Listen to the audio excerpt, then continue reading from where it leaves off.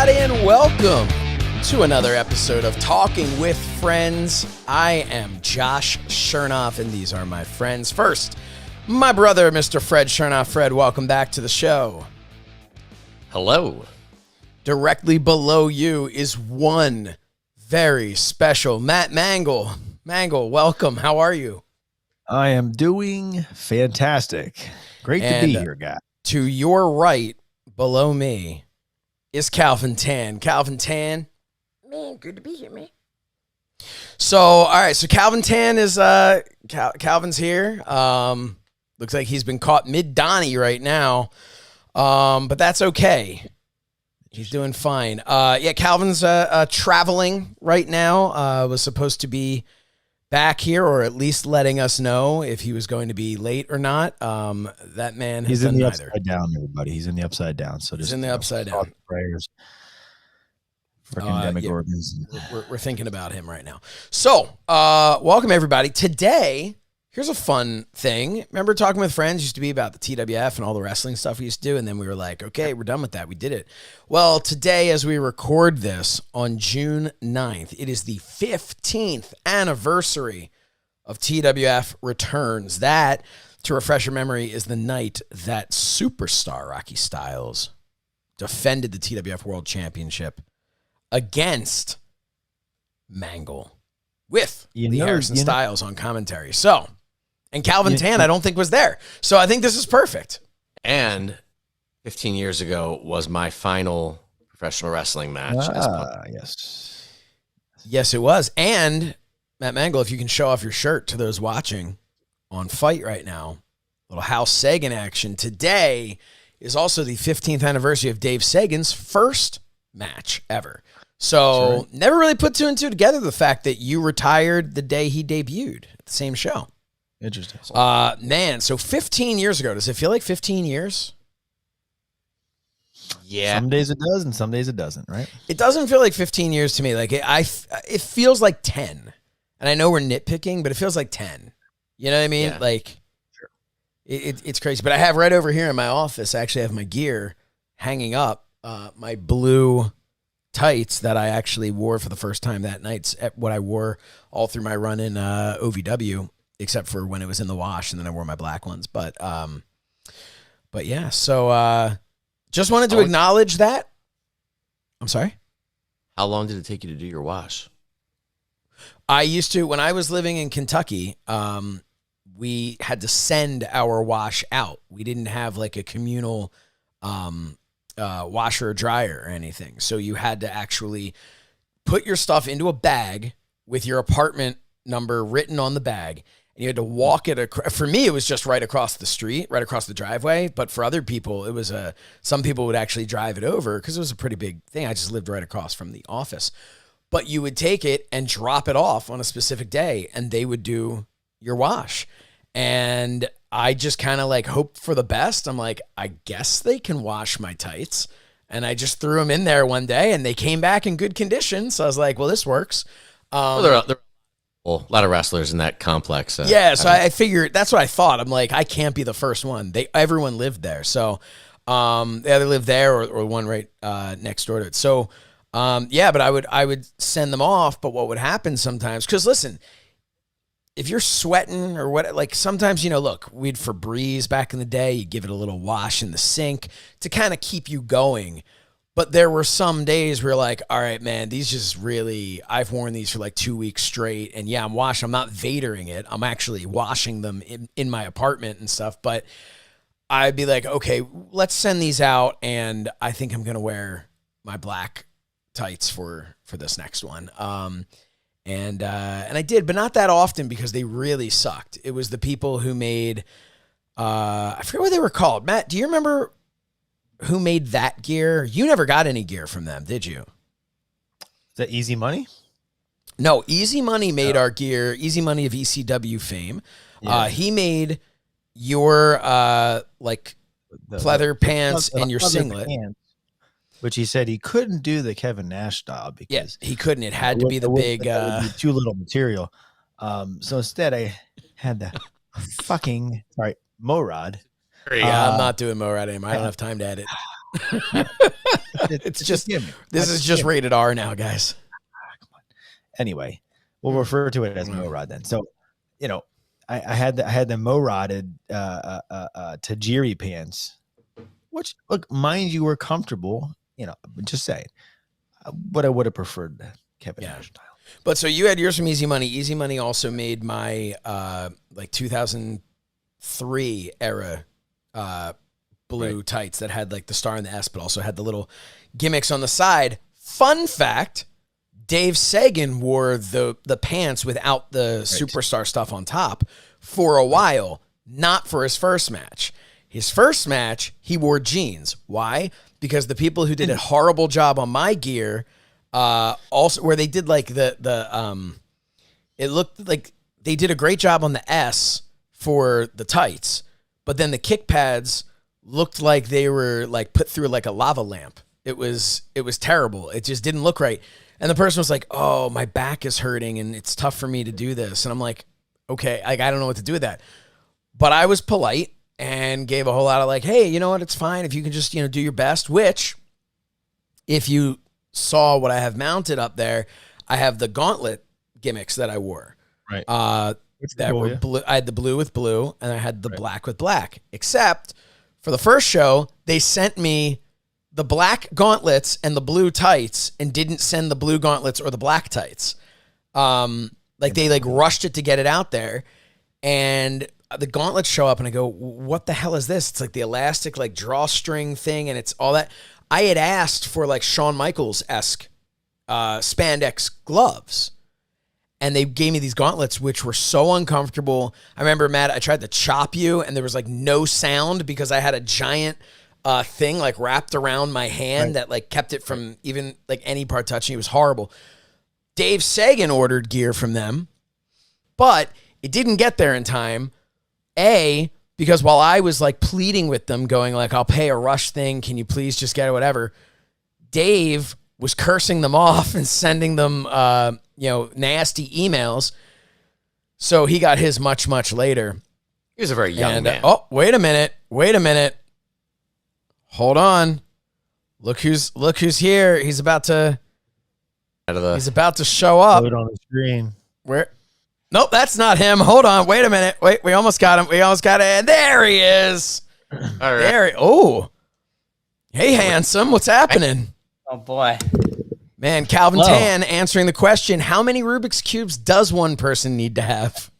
Well, a lot, but as you can see, I've been putting them in jars. Oh, Jesus Christ. I put mine up my ass. I'm sorry. So, wow. In various jars. Oh, That is something. What is happening here? I don't know. The show's going to If you gave somebody 20 years and unlimited guesses, and you made it so they couldn't sleep and could spend every second of those 20 years guessing what Calvin Tan was going to have on his desk when he arrived on camera, there is a 0% chance that anyone would have guessed a number of Rubik's Cubes in varying degrees of jars. Here's one that's mixed up inside of a jar. Oh, man. So, anyway, Calvin Tan, welcome. We've just been reminiscing a little bit about a show I don't think you were there for 15 years ago. TWF Returns 15 years ago. And we were talking about the gear that, that we had gotten. And it was also Fred's last match he ever had that night, and Dave Sagan's first match that he ever had. And we were talking about all the different gear, but now that Calvin's here, I feel like we can really just start talking with friends here. Can we? So I don't know how much we're going to touch on different things about that show, but we've. I have nothing planned. I have nothing planned for today. We the audience a story about how Mike Green, sassy Mike Malassi, caused you heartburn before the show, and we never got around, so we ran out of time. So if you'd like, Hold Up. His name is Hold Up. Yeah, with the pea shooter. Well, but his is off to the right. But hey, now, all right, now we're getting. Hold on. All right, you have to give a very brief Oh boy. maybe 2 word each recapitulation of the continuum of the things over the course of Mike Green's wrestling career that have happened. Okay. Or I can if you want. Would you rather me? Please, the floor is yours. I don't want to besmirch. Well, Calvin holds Mike's tripod. Yeah, well, I mean, the mustard at his house for that barbecue was 3 years expired. But remember anyway, that 4th of July. What year was that? I don't know what year that was, but that was 2005, maybe. Yeah. 4th of July, anyway, 2005. We'll say. Yeah, that man offers something. Mustard to everybody at the table. If I just a sidetrack here, offers mustard, varying mustard. Condiments. Yeah, it's furry mustard. And we noticed, we're like, mustard does not seem right, and it expired like 3 years ago. I noticed. I believe I noticed it, and I called him out on it, and everybody started making a big deal, and just Calvin was just laying into him about it, and he's working him over like Harper Holly on Matt. But so pissed at me because I outed his freaking expired mustard. He's like, he was hurt that like he said he invited everyone over and he's doing this party and then you make fun of my mustard and I'm like, you trying to take us all out. So you got pissed off and he assisted shot on him. Like he took over as a proxy. Michael, I should say, very happy for him. I will be in October attending his nuptials. So we're very happy for Michael. Fred is not invited because of the mustard situation and the M Bear. But and then Calvin Tan is not invited because Calvin Tan is not invited because of something that I think happened at like allcrossedup.tripod/tilde whatever. No, it might have been the Batcave, but anyway. And I still contend that it was miscommunication. So Matt was going to tell us some of Sassy's great hits, wrestling related. Sorry. So, okay, furry mustard, not wrestling related, but sort of. That was the start of it all. The man. That was not the start. Well, I'm sorry. High school, you start. But that was 2005. In 2001. Oh, I'm sorry. Hold on. Well, I told you the chronology might be out of mix, but these are just bullet points. The man. Well, this is your fault too. We talked about this in an earlier episode. Hey, Josh, why don't you get the thin metal? That's like tin. We'll put that in the hoagie. No. It's got to be rebar. It's got to be rebar. Anyway. Hold on. Oh. So he lacerated a fellow colleague with a rebar because he was eating the effing bread of the hoagie to put at a disadvantage mechanically to hold. If I may, the rebar. He had a bar inside of his hoagie. He was supposed to hit John Brody in the head with the hoagie, rip it open, and show that there was a bar inside of it.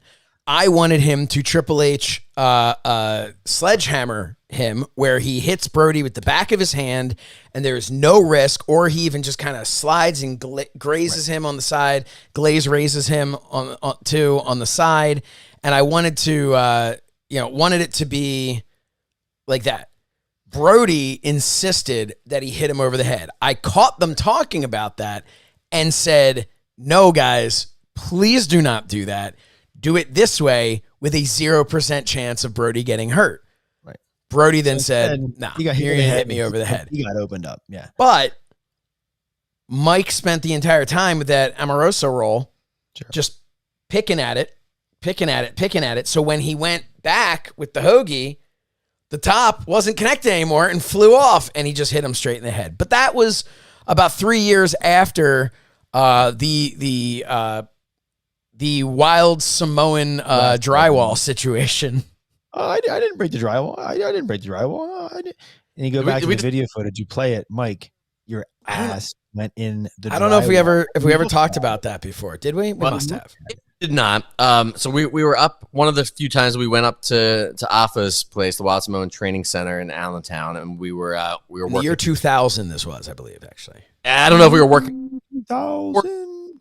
There was always different reasons we were there, but whatever we were there for, we were running some matches and different things in the ring, and Mike was involved in some sort of, I guess, a tag match. It was on the apron, and I punched him, and he fell off the apron and directly into the wall, and we didn't know this at the time, and the match just went on, and later it was called to our attention that somebody busted up the wall and someone needs to pay for this, and everyone denied it.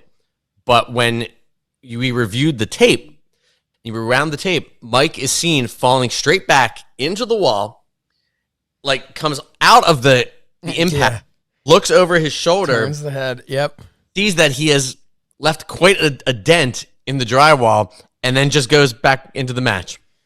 And then later, and still to this day, I had lunch with Mike 2 weeks ago, maybe. He was in town, and he brought it up about how he felt screwed that he had to pay for the drywall. Now, here's the thing. As a grown-up now, having done drywall work myself, having hung new drywall and plastered and all the gimmick schnabbits and everything that you have to do, they absolutely ripped him off. They charged him, I think, $150 to fix a hole in the drywall. All you do, you cut out a new piece, boom, you put it in, or you rip the whole piece of the wall down and you put it in. It wasn't even painted, I don't believe. Or maybe it was painted. I think it was painted white. They hung a picture over it and pocketed the money. They hung something over it. Remember that last time we went up? But it was a snakeskin or something. Was that the same time he took a vertical suplex and landed flat ass and ripped his asshole? No, that was about 7 years later. So karma caught up to him. No, it wasn't 7 years later. That was at the dungeon. I'm sorry, Fred. I can't hear you I can hear Mangol when he talks while I'm talking. But he got vertical suplex. I don't understand. He landed flat legged and ripped his asshole.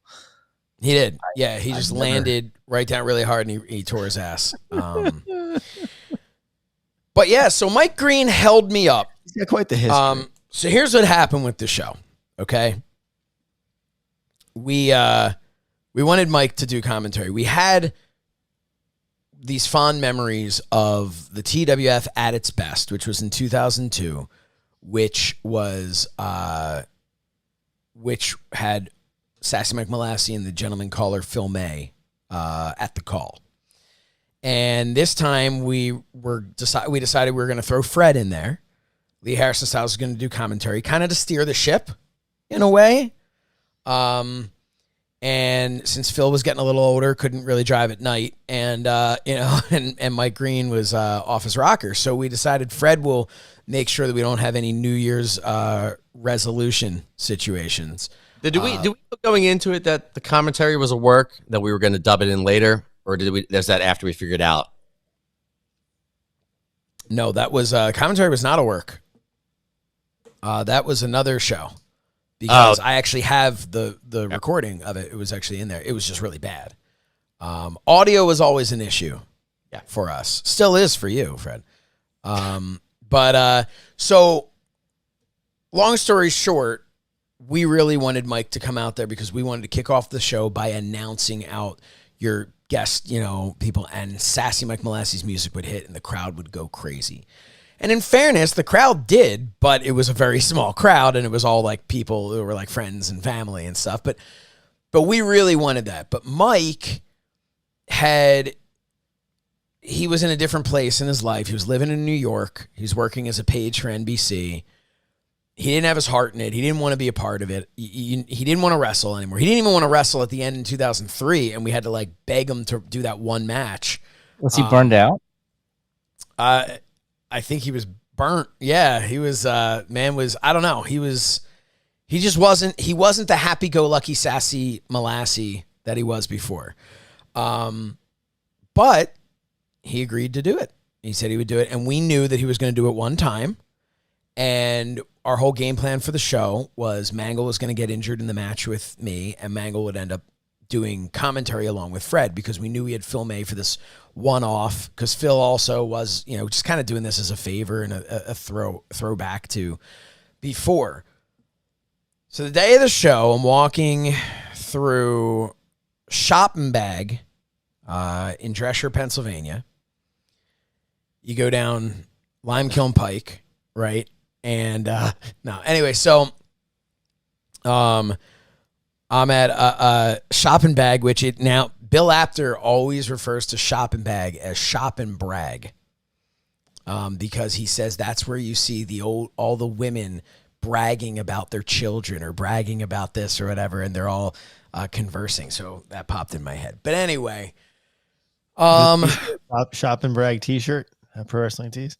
I think we should. I think we absolutely should have a shop and brag. That's populated. Yeah. So I then get a call. I'm there. I'm picking up something for the show because it was like the day of the show. Hemorrhoid cream and a rubber donut. And Mike, pretty much, he calls me and says he really can't come. It's just going to cost too much money.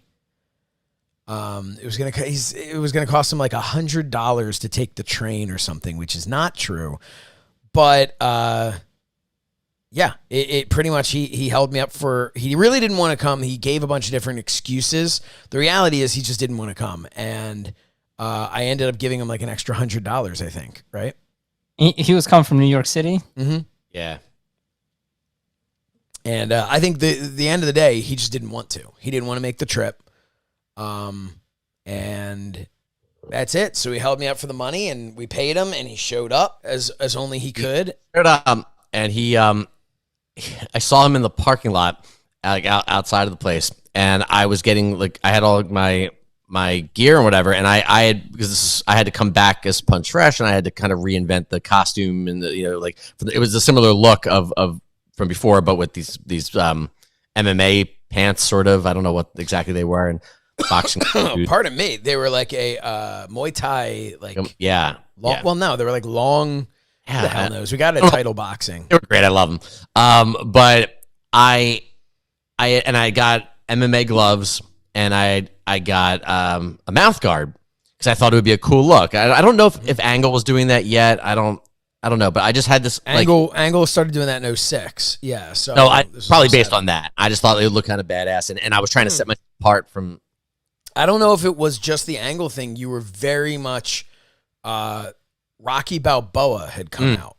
Yes. And like that's where your music ended up coming from and stuff. And you were very like, I think the concept of this is what's funny because we never understood how old we were, right? But you had this vision, I believe, and I think we all kind of did of like, well, Punch Fresh, he's kind of like Rocky Balboa in the Rocky Balboa sequel. He's the old man who's coming back for one more go. And you were, what were you, 24? 25. Were you 20? Yeah. 15 years ago. Yeah. Yeah. So, So I was very, very proud of this this mouth guard that I'm gonna wear this thing, and I'm holding it in a case. I guess I had to like shape it to my mouth, but I'd never really worn it before. And I'm holding the case, and Mike, he goes, "What's that?" And I said, "It's my mouth guard for when I'm wrestling as Punch Fresh." He goes, "It's ridiculous. It's ridiculous." And I was like, "Mike, it's gonna look really cool. It's ridiculous." And I was so pissed off at him, and I was like, "I'm gonna show this son of a bitch that when I great." And I fucking forgot to wear it. Do you want to wear it now just to make yourself feel better? Can't that happen? All right. T-shirt idea. Writing it down. Here we go. No. We're not ridiculous. On the mouth guard, like how Kurt Angle used to always have like and it says ridiculous like on machine or like whatever, And it says ridiculous on it. Yeah, mouth guard that says ridiculous. All right. So available now, prowrestlingtees.com/ and shop and brag. Talking with friends. Yeah. Man. So yeah, so that's anything else happened from that show that like is worth talking about? We nixed the jump me leaping over the top rope and clotheslining you and starting that match off hot. Dude, we started at Fred, I can't hear anything you're saying. What'd you say? Was that the show that you stepped through the step? No.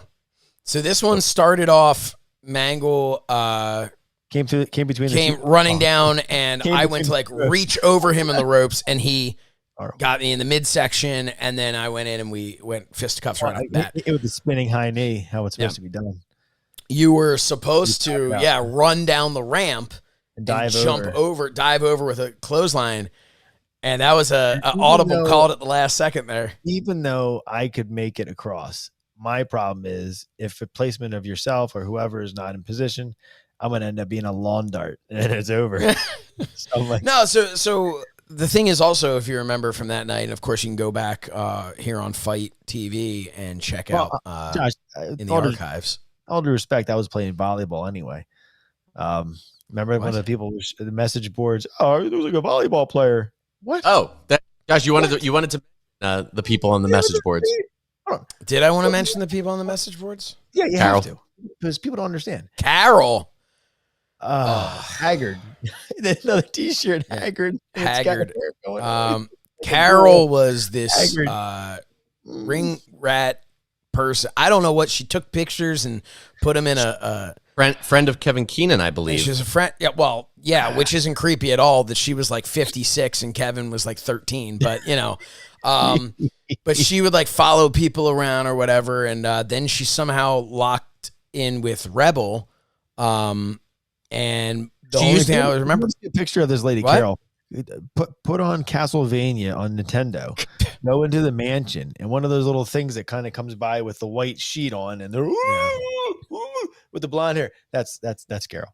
Anyway, she we first introduced to her in the Morad era when she was doing review. Like she would write up the results of our shows and right put online. Yeah, and she was, which is absurd. In some ways, I'll say she was somewhat fair.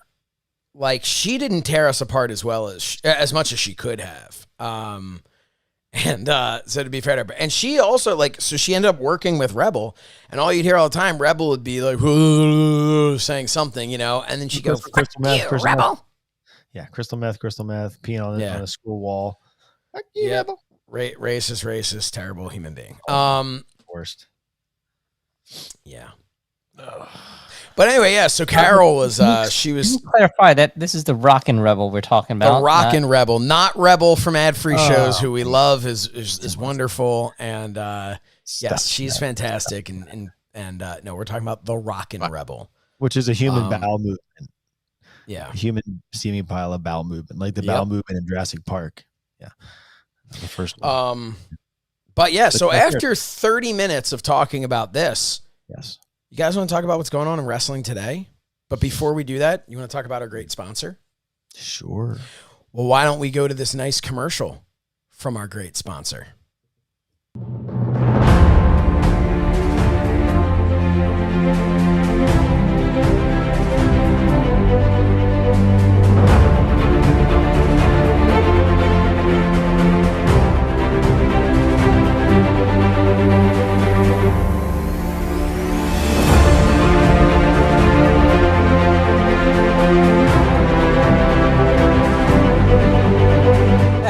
Wow, awesome, that is so. Yes, thank you to the Wrestling Showcase. They're sponsoring this episode, and I'm hearing rumor, an innuendo, if you will, that the four of us will be on camera leading up to the Wrestling Showcase, but live from Schaumburg, Illinois. So we're excited about that, and we'll let you guys know more as time goes. Did you just say really? Do you not know about this? Can I say what a stacked card this is? It's crazy. I mean, amazing talent. And there's Tatanka. Can we just address that we have one of my all-time favorites, Tatanka, is going to be in action. I love me some Tatanka.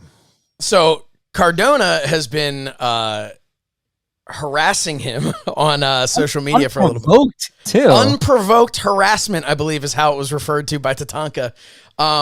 And giving him a hard time about his action figure, but like just straight up making fun of him for no good reason whatsoever. And Tatanka asked to be a part of this show. And he is, you know, a lot of people go, oh, well, this is a work. This is what I think he legitimately wants to kick Cardona's ass. It's amazing. So who doesn't? Honestly, I mean, come on. I would like to see a Papoose to go on Matt Cardona. Or 2 or 3. Yes. A Papoose to go. Plant that man like a seed in the ring. Oh, yeah. What's happening in the ring? I said, plant that man like. I don't think security is going to actually let Mangol in the in the building. So, but let's drop him like a bad habit. But honestly, let's talk about this show for a minute. It's making the rounds. We're not going to say as you're watching this. I'm pretty sure the bracket has been announced, but we won't say it just in case. So make sure you go to Rest Showcase at WREST Showcase, but just go to thewrestlingshowcase.com. That's got every link for every social media. It's got all the videos for each match. But yeah, you want to run through some of these first round matches? Kind of hype this up. By the way, September 3rd, as you saw in the video there, it is September 3rd. That is a Saturday. I think Saturday it's going to start at 4:00 Central. 4:00 Central time. Fred mouthed Central time, but we couldn't hear him. Yeah, I don't know what's going on there. You're going to have to restart your Rodecaster or something. By the way, thank you to Rode for these Rodecaster Pros and love these your microphones. 3 out of 4 podcasters love them.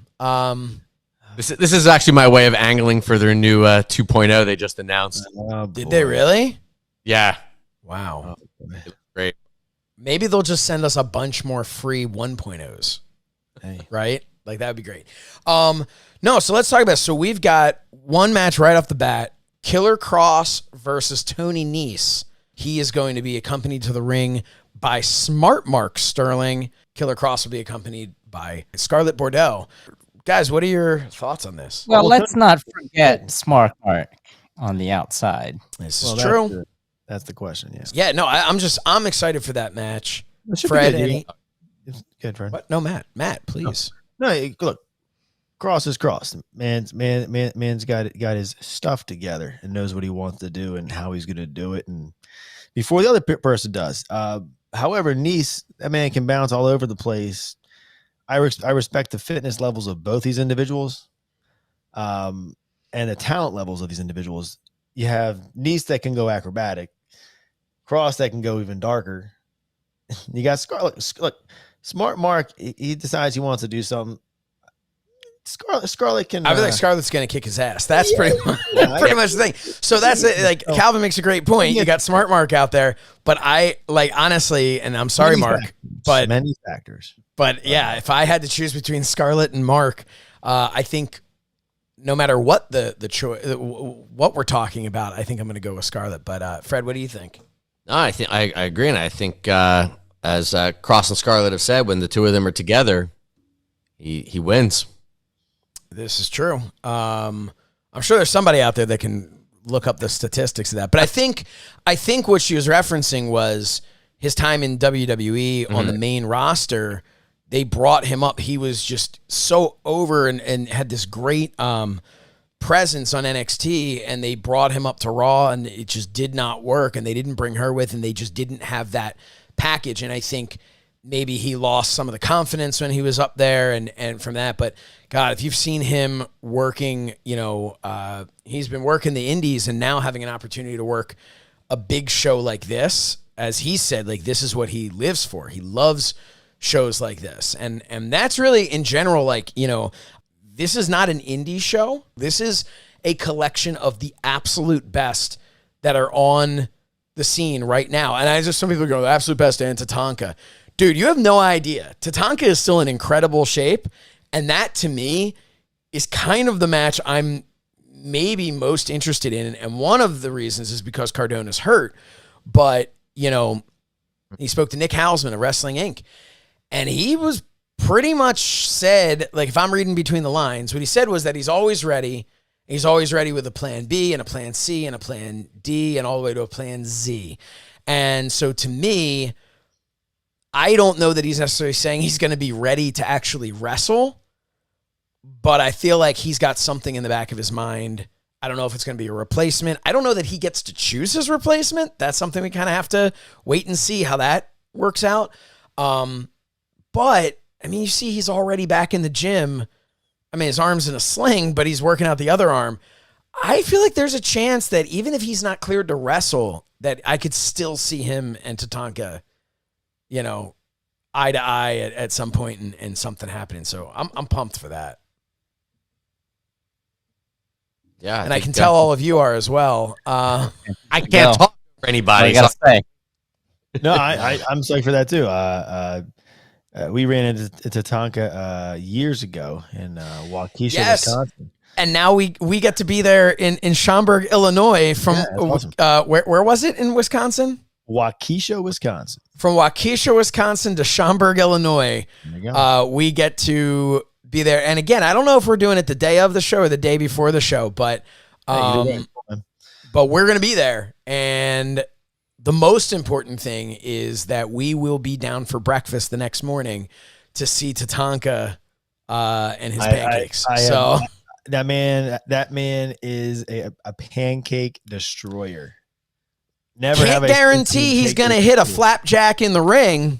That's right. But he's going to hit it for breakfast the next day. That's right. I tell you what, growing up as a kid, I was a huge Tatanka fan. He was, I think, one of my favorite wrestlers growing up as a kid. Dude, growing up as an adult, I'm still into Tatanka. You know? No, it's gonna be But great. no, Tatanka was. Money Inc., he kind of, as a kid, I was just like, oh man, he turned heel. He joined Money Inc. I was, not happy when that happened. No, but back in the day when he had the red hair and the like he was, man, it was a big deal. Man was over. Yeah. Tremendously over. Yeah, for someone who wasn't necessarily at the top of the card, he got a huge pop every time. He was big star. Yeah, and that's kind of the cool thing about this too is Tatanka, from what I've seen him write on social media, Tatanka is looking at this as kind of like a way to, I don't want to say like right the wrongs. Like maybe he never lived up to the potential that he certainly didn't live up to. He should have been champion at some point. He should have been. Yeah. Especially Intercontinental champion. And I think at this stage in his life, in this stage of his career, to be able to be like, all right, hey, I didn't win the Intercontinental Championship. I didn't, of course, win the World Championship. He didn't even win a tag championship. He didn't have anything on that large scale to show. So the fact that now, like, for him to be able to hang him up whenever he hangs him up, could be the day after this show, could be, 10 years from now. Who knows? The dude's in amazing shape. But I think for him to be able to go, yeah, things didn't work out, but I came back and was the first ever Wrestling Showcase champion. I don't think people, especially Cardona, I don't think are factoring in how much that actually means to him. And which is why he asked to be a part of this and why he wanted to be a part of the show. And to me, like that is what makes me go like, it's Tatanka. That's funny. Weren't expecting his name, and go like, dude, I'm going to be on the edge of my seat watching what happens here. Cause he's not showing up to be like, hey guys, it's me, Tatanka. I'm selling my 8x10s over there. Like he is legitimately a part of this. So can you tell I'm excited about Tatanka? The years of experience he has over Cardona. That's true. So talk about a potential something to tip the scales. Yep.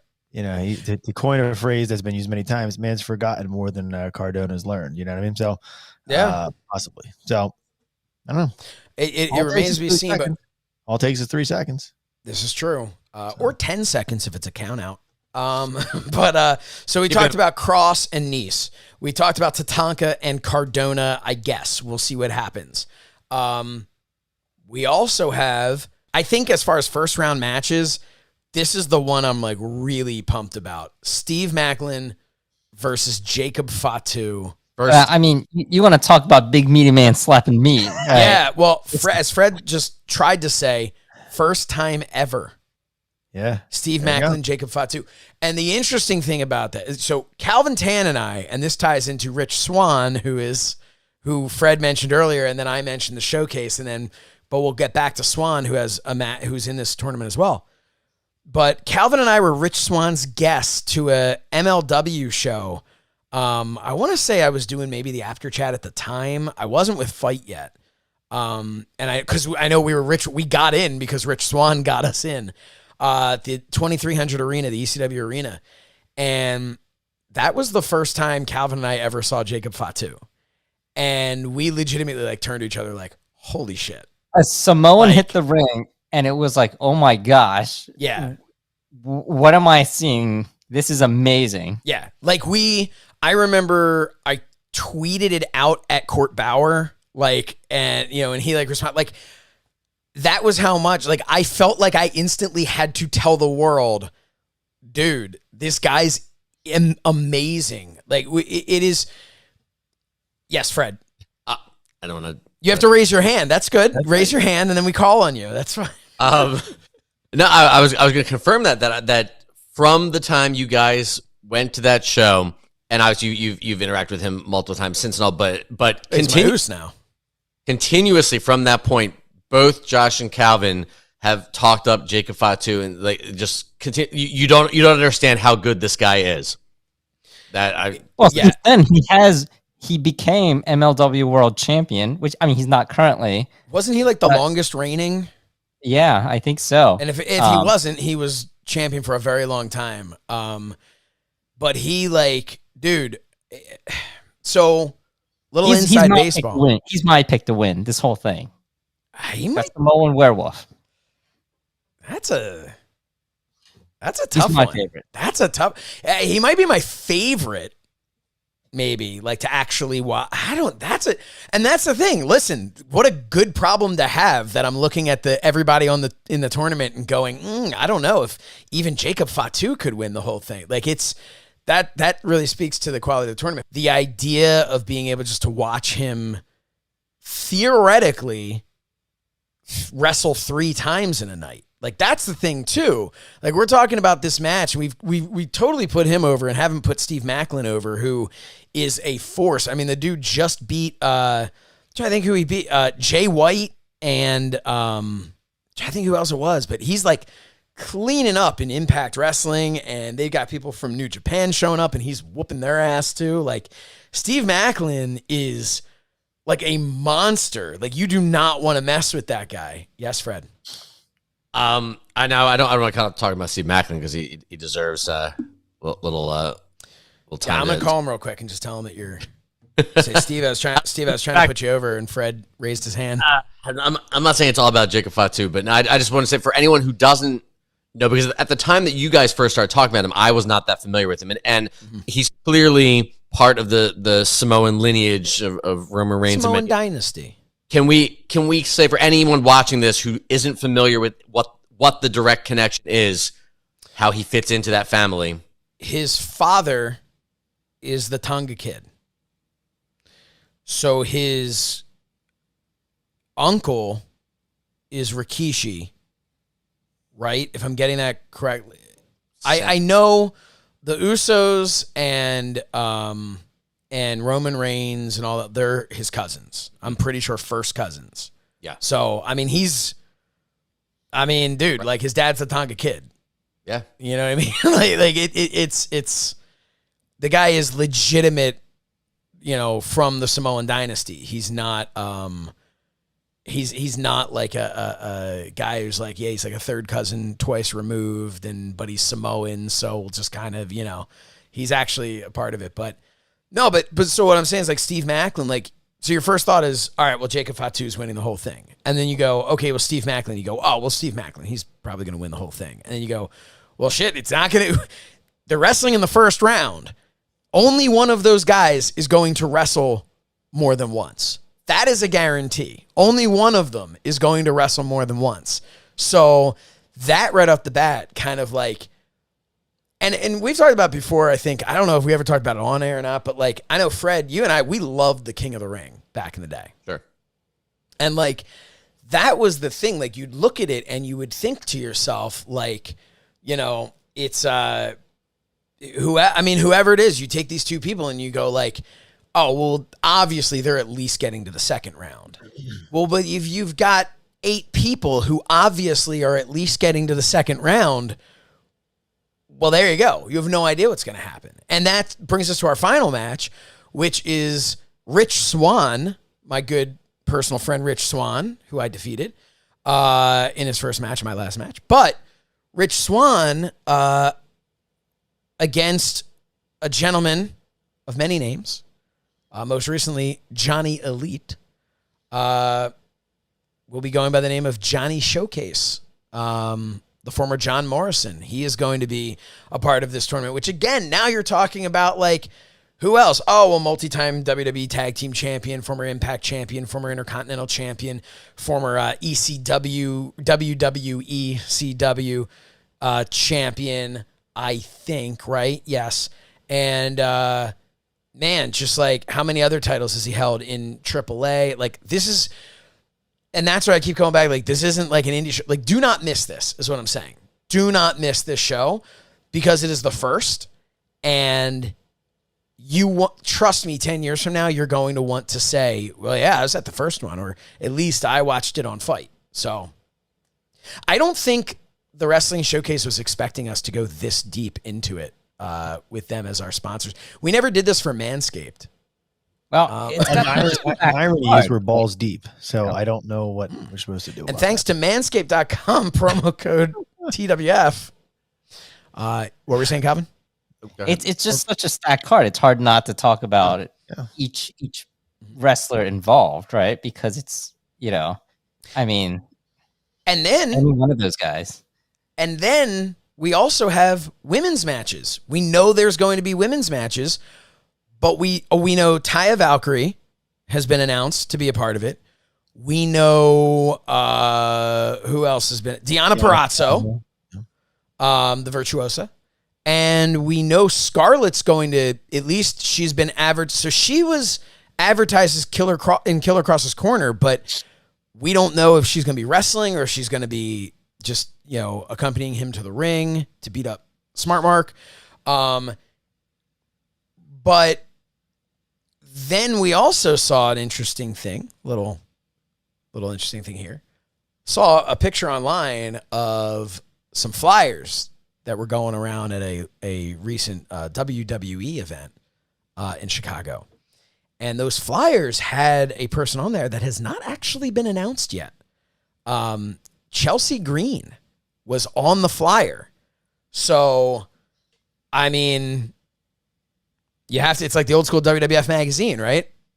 Something came out like, hey, well, it's got to go to print, so we got to get it out there before it's announced. So yeah, so somebody online spotted that, and so you'd have to imagine Chelsea Green's going to be there.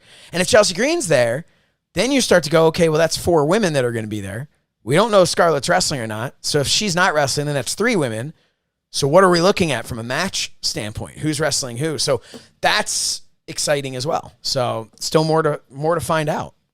I want to know if Rich Swann wins the Wrestling Showcase, does that make you the honorary Wrestling Showcase champion? 100%. Yes.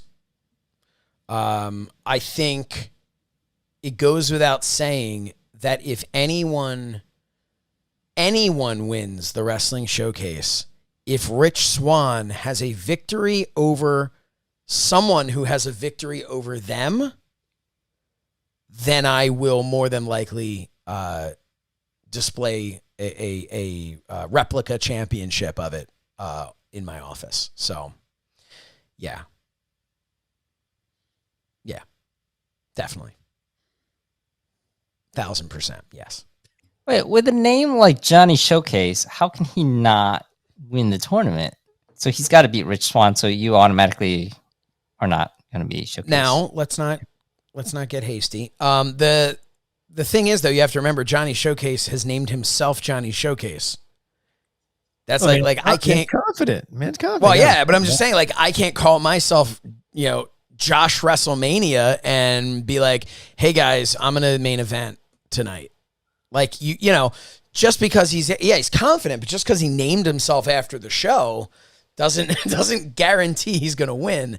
If anything, it just guarantees that he's going into there possibly a little overconfident. Rich Swann, former Impact Wrestling World Champion. Like, let's not, I know one thing about the match. Someone's coming off the top rope. You'd have to imagine in that match. And that's something that's so cool too, is you've got almost like, you've got, so like Tatanka and Cardona, right? Is almost like your sports entertainment match, if you will. Right? It's the guy's representative of that time. You've got your, big meaty men slapping meat type of, you've got your just heavy hitting violent match of Jacob Fatu, who, don't get me wrong, can jump that top rope and hit a moonsault in a second if he wants to. And Steve Macklin. Then you've got Killer Cross and Tony Nese, which is kind of almost bringing in that AEW type of, and then New Japan style and all of that, a different type of pure wrestling style. And then you've got your high flying, some might say more of like a lucha libre type style. Of course, Johnny Mundo, Johnny Cabrieras, I believe, if I'm pronouncing that incorrectly. So, you know, you got a little bit of everything. But then what gets even more exciting is round 2. Right. Because now you've got a guy from the lucha style with the ground and pound. Like, it's, dude, I'm ordering a ticket. Reminds me of, ever watch MMA where K1 had their dream or their dream matches, right? Where you have like Alistair Overeem. He was like a kickboxing champion, and he came in. And well, it was almost like the original UFC concept as well, right? Yeah. People of different disciplines. Right. In a lot of ways, it is that same type of thing with that single night tournament. And listen, there are a lot of tournaments out there these days, and that's great. But this is a can't miss. So I feel like at this point, if we go any further, then people are going to be like, I'm not getting it just because they're too excited. So they have a little something for our pre-show. Yeah. We got to tell Mangol all about that. Yeah.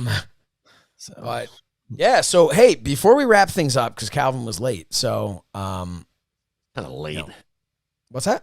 Business to attend to. Man was doing Rubik's cubes and jars.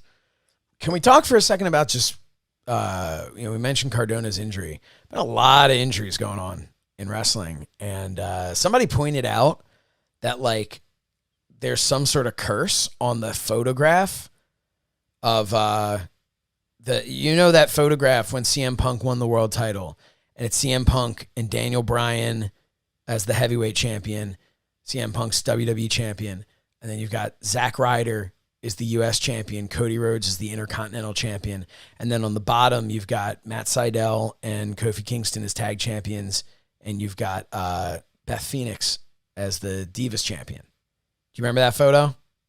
Mm-hmm. How can you not remember that photo? It's like I remember that photo. Famous wrestling photo in the last 20 years. Well, anyway, everybody says that there's a curse on that photo now because that top line are all injured. It's happenstance. They're freaking wrestling. No, but I'm saying they're all injured at the exact same time. What do you think about Cody Rhodes and the torn? Man, one worked. You know, tough to watch. Yeah, the wear and tear injuries, man. It's going to happen. At least nowadays, do you think? No. What do you say? I say nowadays they have better surgeries and they can kind of quicken the process and get right in the rehab, and it's a job hazard, unfortunately. You know. Now, Mangol, you being an exercise physiologist, you can kind of answer this question, and I'm not taking anything away from the fact that I had a slight tear in my pec once before, and it does not feel good, like a hot knife cutting through. But Cody's whole the bruising, all that stuff, the blood going down, made it look so much worse than it actually is. Sure. Not to take anything away from it, it's freaking brutal. But like, man, it's almost like the way I look at it is like, if he tore his rotator cuff, right, you wouldn't see anything like that. No. But he'd be in maybe just as much excruciating pain, just as possibly even more less mobile, right? But it wouldn't have had that same, like, this almost, it was like the best injury because it created so much drama visually from the storytelling standpoint. Yeah. That people are just in love with him now because of that match. Well, like man's got, a man's got heart, and he's got drive. Obviously, he's on a mission to get the title at some point. Mm-hmm. But an injury like that in that location, it's, when you have an injury like that, your body, there's more blood flow there. You get the swelling, right? Yep. That area just kind of pools, and the location of it is such where it's very evident, and you get that purple and it kind of travels through. But most people, unless you work on keeping these areas mobile with strength training and other things, you end up strengthening the muscles and tightening, a little bit up in here. So, in the rehab, as he's able to, they're going to be working a lot on doorway stretches, getting the pectoralis tendons to be more elastic like they usually are versus, this, I mean, the left side's not going to be much of an issue, but since he's doing the right side, they're probably going to have him do bilateral because you don't want to be thrown off symmetrically. But which is why, like, my message to Matt Cardona, it looks cool that you're back in the gym, but man, maybe skip working that other arm because you're going to look lopsided in 3 to 4 months when you're. There's isometric exercises you can do as you get to a certain point of recovery with that arm, so it doesn't atrophy as much. But a week or so after you're back and you're doing the strength training as you're able to, because it's gradual. Because look, you got an area that is when it heals up, it's going to be the muscles shorten, right? So you have to take time to get them lengthened again properly. Otherwise, you're at a higher risk for a tear again. So the initial number of probably 3 to 6 weeks, maybe 2 to 4 weeks of physical therapy to be a shitload of stretching and icing just to kind of get that range back. And then as you get that range back, you can build strength again. But, and look, a lot of times too, with these injuries, I believe their workout style and what they include in their workouts, will be more fitting to keep them from having injuries like this again. Yeah. Because look, you do get caught up in doing the bench press and the barbell and this and that, but there's other things you should be doing too, to make sure that the front side of the body, the back side of the body, the upper body, the lower body, everybody's doing what's supposed to do. You're posturally correct. Your muscles are working efficiently. Nothing's doing more than it should, right? Working the back muscles enough, just like you do the chest, so that evens things out. It's all biomechanics. So the thing is, you want your body to work as efficiently as possible. Their body is their job. So I think they come out of this and have a better, more well-rounded, diverse routine that doesn't involve just strength training. So I think it's going to be good. And I think they'll come out of it, stronger, better. They have some time to think about things and reignite that drive. So two things. Two things. Number one, for more information of stuff like that, go to personaltrainingunlocked.com. No joke. That's where Matt Mangol is there. That's what he does when he's not over here quoting movies and stuff. Matt Mangol is the guy that you need to go to if you have questions about, hey, I've got this, I've had a bad shoulder for years, or, oh, my back's kind of messed up, but I want to get back in shape. What can I do other than just, here's the machine, here's a dumbbell? Matt Mangol will take you through it. I still am. I've moved to a different program, and then I go back to Matt and I work with him, and then I do whatever. But one thing, he set me up with all these different exercises to do in the beginning of my workout. So no matter what routine I'm doing, I'm making sure I'm doing those horrible, horrible roller gimmicks on my legs with the IT band. And like, dude, it sucks. It hurts. But it's made it so that getting back into shape at this point, because I am a shape, but getting back into a much better shape, it's a lot easier because of Matt Mangol. So thank you, Mangol. Go to personaltrainingunlocked.com. But I do have one other question for you, Matt. Sure. And this is because you know all this stuff. And mobility breeds strength gains. So there you go. My question is about the pectoral surgery. Right. And I think a lot of people probably want to know this, just based on the side of where it is and the convenience. Can you remove a neck tattoo during surgery for a torn pectoral muscle, or is that a separate?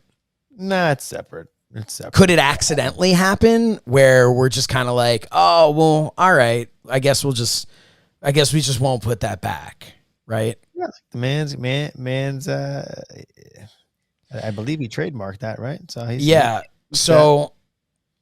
I was there. It's not, it's the only thing more of a commitment is a Mike Tyson tattoo on the face, but I was there the day Cody got. Put my ass in Nintendo all the time. He can do whatever he wants to do.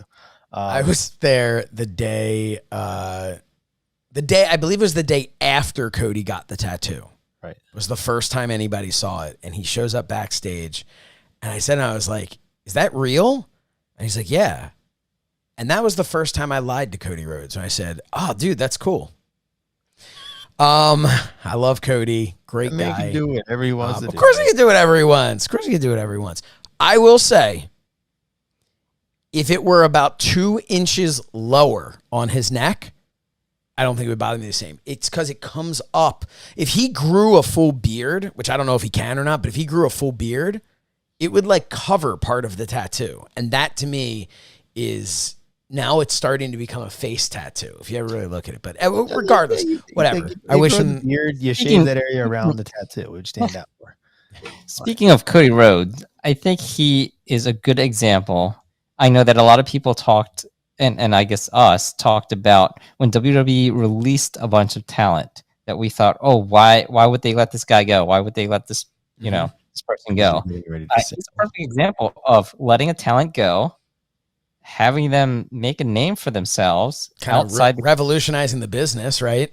Like, and then bringing them back and using their star power.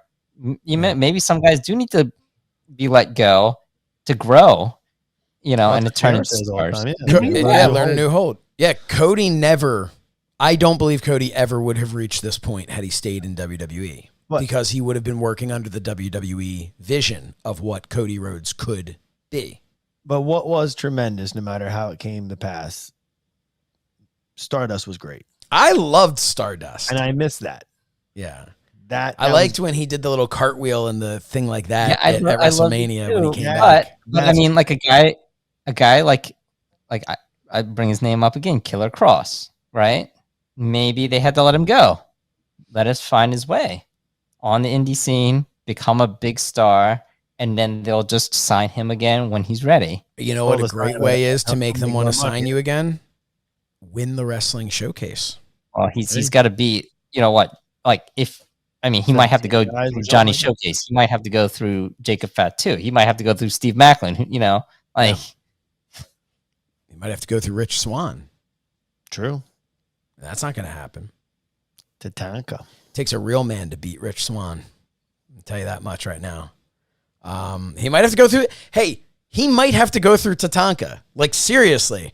Number one, we don't know. And you watching this, you can probably find out the brackets, but we'll talk about that next month. But he could have to wrestle Tatanka. And, like, I'm going to be honest with you. I don't know what a Tatanka Killer Cross match looks like. Like, I can't picture Killer Cross kicking the crap out of Tatanka, and I can picture him kicking the crap out of most people. So I'm just, you know what I mean? Like, I can't visualize him like beating up Tatanka. So it's gonna be, I love the fact that Tatanka's in this. I love it. Excited. Yeah.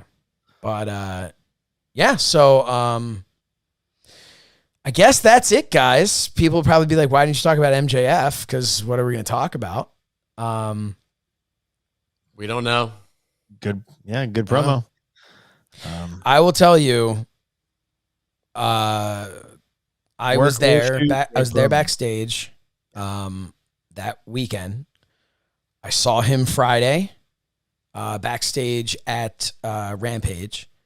And then Saturday, start hearing he's not there. And all I'm like is, I'm getting calls from people too. Just, who, is he there? Is it a work? Is it a shoot? I'm like, dude, I don't know. I'm not hanging out with him. So I saw him the night before, but for all I know, he left. And then Sunday, the first time I saw him, and I was there all day long, the first time I saw him was when he walked through the curtain. And I will also tell you that I was backstage hanging around the gorilla position. He got taken back on his stretcher through like a kind of back area, which I was not going to like run after and be like, hey, what's going on? How you feeling, buddy? But I did not see him again. So I just want to say, I have no idea what's a work, what's a shoot. If he's legitimately pissed off, like legitimately pissed off, he could have said, you know what, screw this. All right, Tony Khan. No, I'll go out there. I'll give a little worked thing and I'll get hot and I'll, throw a little, and then went out and said whatever the hell he wanted on live TV. Well, the best thing, I mean, I have the impression that just anything out there is a work, but I will say that the best things have a little bit of truth in it. Mm-hmm. Sure. Right? And I think there is something underlying there that he's running with that is true. That I would agree completely. And again, I don't know this from talking to him, but I know you can tell that some of that frustration is there. It just like the CM Punk deal with him and Punk, like it, obviously there was parts of that, it's story, it's all that, but you could tell how much of that there was reality to what he was saying. And I think MJF, the one thing that I will say for MJF is I think he has the potential to be a generational talent. I really think he does. That promo reminded me so much of Ric Flair, but in like Ric Flair's classic promos, but in a genuine way to who MJF is. And that is not like, it reminded me of Ric Flair and in no way felt like he was trying to cut a Ric Flair promo, if that makes sense. But the one thing I will say is to become that generational talent, I think he needs to stay in AEW a little bit longer. Because I think if he got out now, let's say they fired him, right? And he went right over in WWE. He's like, great, we'll bring him right on. He's not ready yet. He's not ready yet he needs to be, like when Ric Flair came over as the real world's champion in the early 90s. And when Ric Flair came back after WCW closed, Ric Flair's entire gimmick was that he was Ric Flair from NWA and WCW and all of that. He didn't have a WWE like presentation to him. Yes, Fred. Do you think were he to come over to WWE right now, do you think that the risk would be something akin to Chris Jericho debuting in WWF? Like a guy who was really over, making a name for himself as a heel somewhere else. He comes in with a big bowl of hype, and it falls apart quickly because he's young and inexperienced and can't work on that level at that point. I think he could work on that level. I absolutely think he could, because you have to remember what that level is different than what that level was when Chris Jericho came. You're talking about Chris Jericho came in, it's like, okay, man, hang with Triple H, hang with The Rock, hang with Stone Cold, hang with The Undertaker, those guys aren't there anymore. So now you're talking about, what are you saying? Like MJF comes in and you're like, okay, but can he hang with, who? I can't even name people in WWE right now. And the reality is, I'm not saying that they're not talented, and there's a lot of talent there, but you've got all these like NXT guys, like they're not any better than MJF. And MJF has been, it's not the WWE style or whatever, but MJF has been learning from some of the best in the business, So it's a yin and yang balance, right? Like if he does go over to WWE, he needs a counterpart that will complement and also push him, right? And who is that right now in WWE? The only person I can think of that would make sense would actually be Cody, because of the history. If he went over there and feuded with Cody, that would be incredible. Honestly, if in a perfect world, and this won't happen, but in a perfect world, MJF leaves AEW, Cody wins the world title, and MJF cuts him off like the next night when Cody's giving his like acceptance speech of winning. Can you imagine the promo, like that promo? Holy crap. Right? That would be amazing. That would be, not only would the promo be amazing, but people would just be like, because that would now be transcending promotions. It would now be a feud for professional wrestling, and a feud that's lasted years.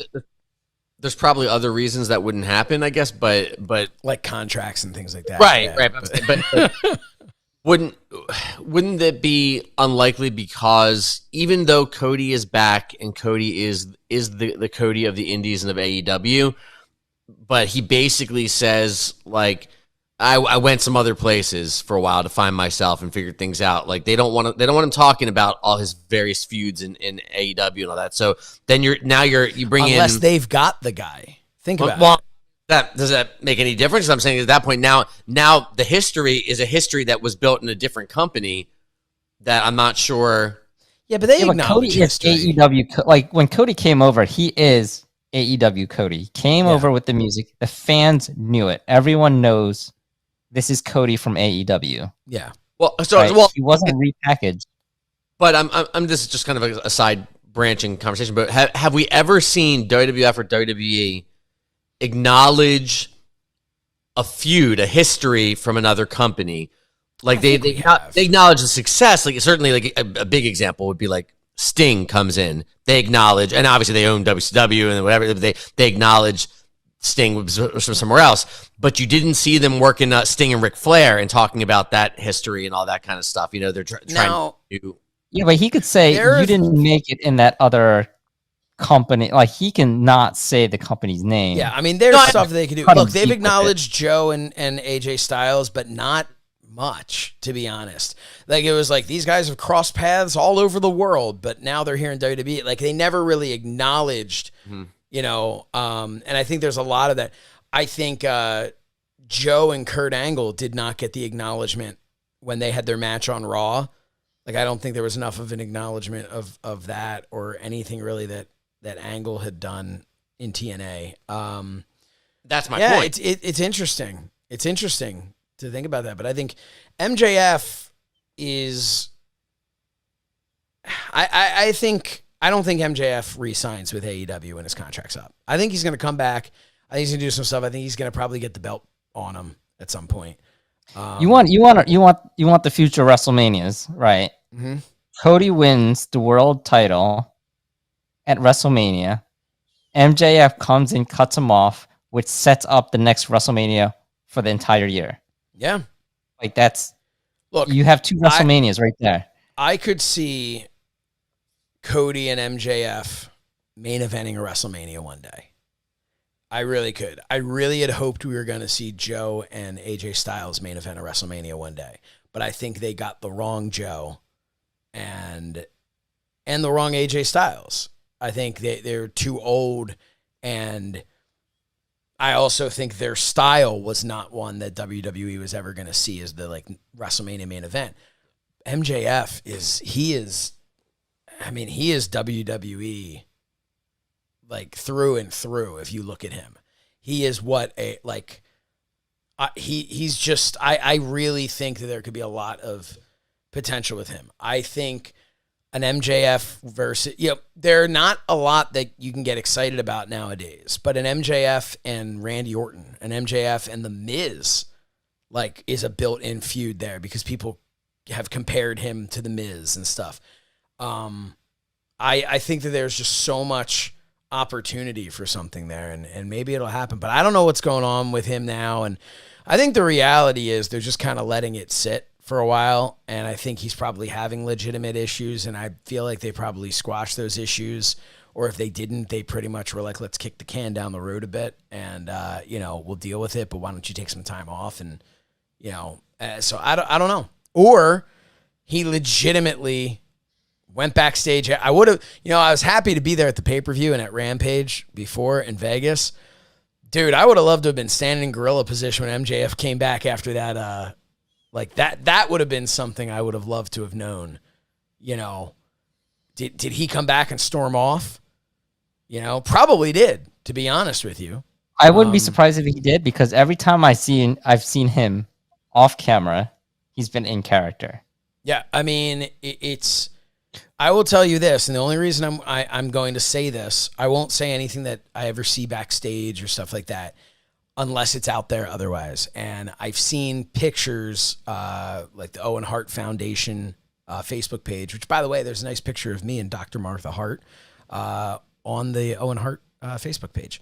And she was incredible, by the way. It was a wonderful night for her and her family, and it was really awesome, and it was an absolute honor to be able to just talk to her after the presentation. All that was just a highlight of my entire career. But there is a picture where you can see the board in the back that has the order of the matches and all that.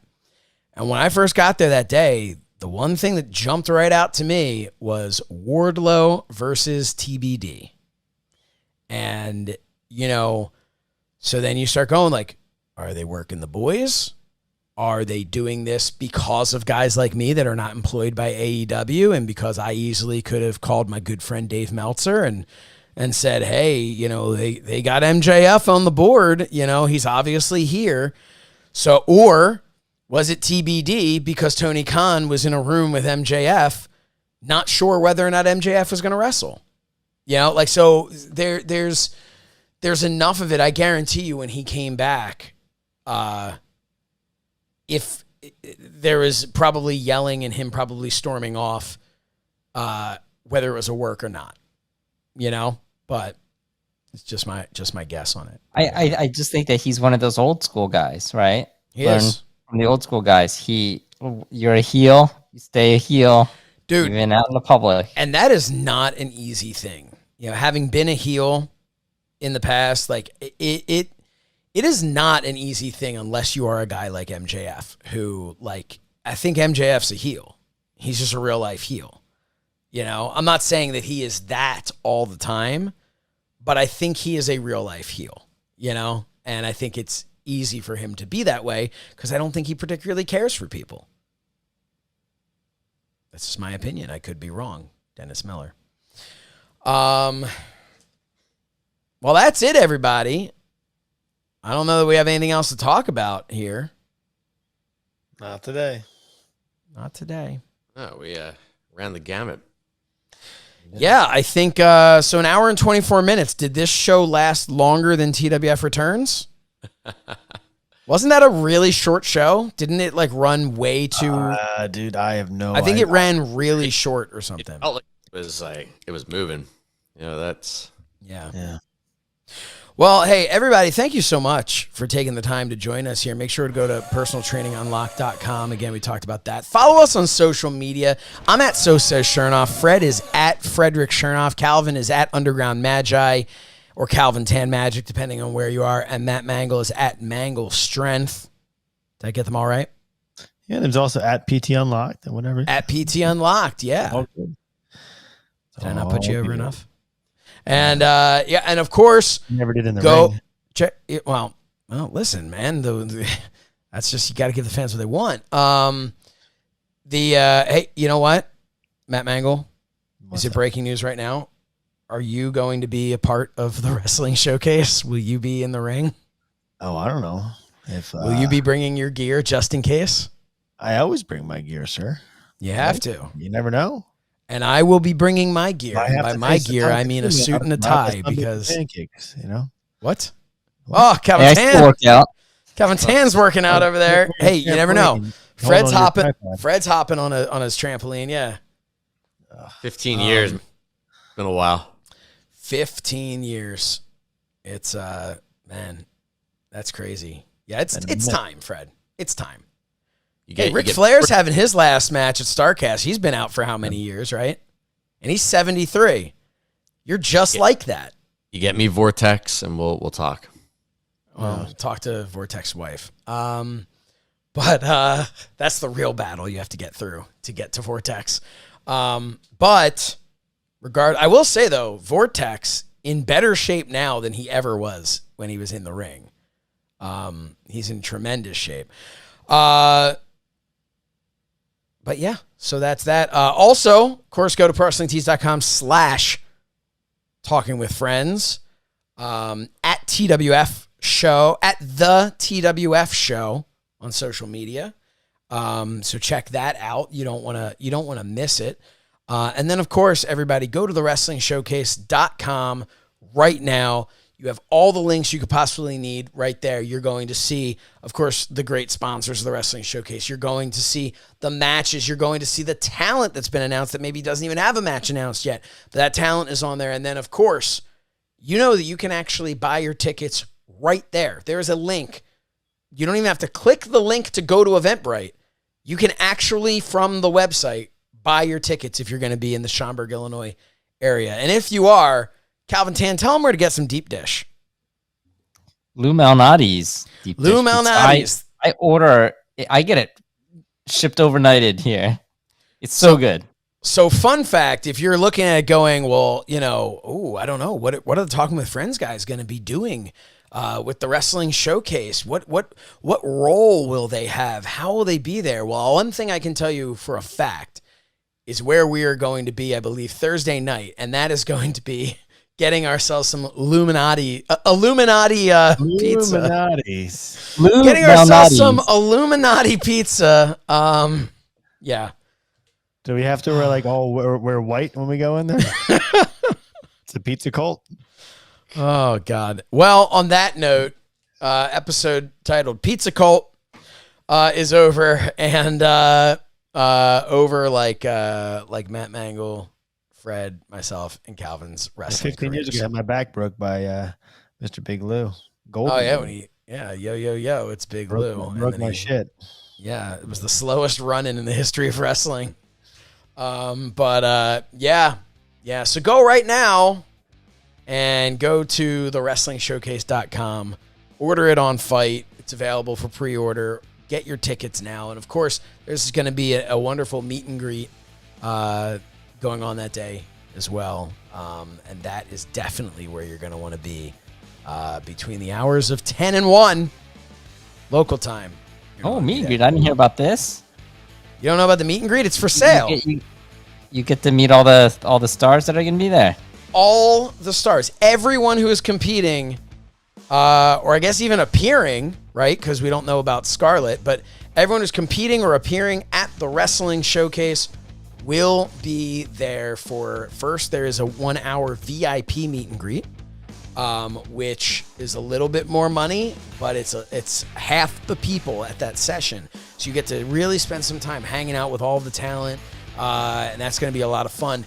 And then, of course, you go from there to you have 2 other sessions of meet and greets, and they are limited to, I believe, only 100 people can be in each session. So definitely go now because there's a lot more than 100 people attending the event. So, which, by the way, go get tickets because there's a lot more than 100 people attending the event, already attending the event. So go get your tickets now. But for Matt Mangol, for Calvin Tan, for Fred Shernoff, I'm Josh Shernoff, and we will see you next time on Talking with Friends. Somebody want to give Calvin a Donnie?